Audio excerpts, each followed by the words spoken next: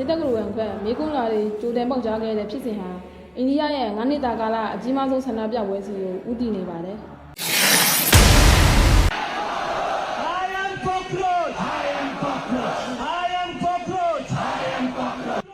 2016 ခုနှစ်မေလ15ရက်နေ့တုန်းကတရားရုံးကြားနာမှုတစ်ခုမှာတရားသူကြီးဆူယာကန်ရဲ့အလုပ်လက်မဲ့လူငယ်တွေကိုဘိုးဟတ်တွေလို့သုံးနှုန်းခဲ့မှုအပေါ်မှာလည်းလက်ရှိအစိုးရအာဏာရပါတီ BJP အပေါ်လောင်ပြောင်တဲ့ဘိုးဟတ်ကျန်တာပါတီ CJP လှုပ်ရှားမှုပါမြင့်တက်လာပြီးဆန္ဒပြပွဲကပိုကြီးမားလာနေတာပါ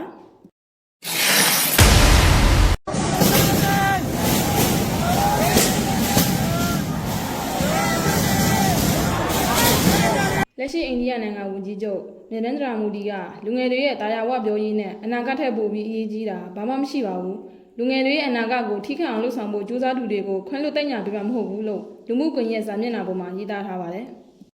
मैं जानता हूं कि पेपर लीक ये कोई मामूली विषय नहीं है लाखों विद्यार्थी और उनके अभिभावकों के लिए အိန္ဒိယလွှတ်တော်ရဲ့အသက်ခံပါတီအိန္ဒိယကွန်ဂရက်ပါတီ INC ကိုဦးဆောင်တဲ့ရာဟူကန်ဒီဟာလည်းဆန္ဒပြပွဲမှာအဖမ်းဆီးခံထားရတယ်လို့သတင်းထွက်ပေါ်နေပါတယ်အိန္ဒိယပြည်သူ့ပါတီ BJP ဦးဆောင်တဲ့အိန္ဒိယနိုင်ငံဟာဇီဝရေးနည်းပညာအဆောက်အဦများထိတာထင်ရှားစွာတိုးတက်မြင့်မားလာလျက်ရှိနေပြီးလက်ရဆိုဟိန္ဒူမျိုးသားရေးဝါဒနဲ့တိုင်းပြည်ကိုခိမိအောင်ပြောင်းလဲနေခြင်းကလည်း BJP နဲ့အိန္ဒိယရဲ့ရေရှည်အောင်မြင်မှုကဲ့သို့ဖြစ်တည်နေပါတယ်